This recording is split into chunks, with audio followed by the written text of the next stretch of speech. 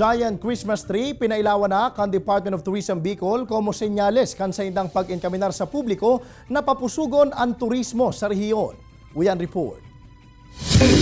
2, 1. Pinailawan na kan Department of Tourism Bicol ang kainot-inotang giant Christmas tree sa compound kan opisina sa Rawis, Legazpi City.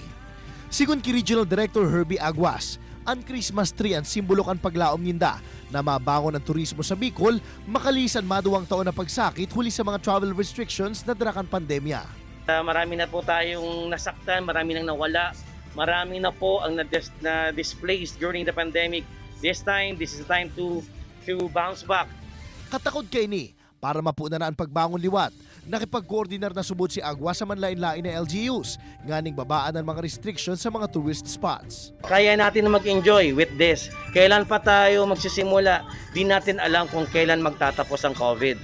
Mientras tanto, kasabay kan seremonya kan pagpapailaw sa Christmas tree ang ginibong kick-off kan farm paskuhan sa DOT, kung sa intampok digdian mga exhibits kan mga farm products and services sa Bicol.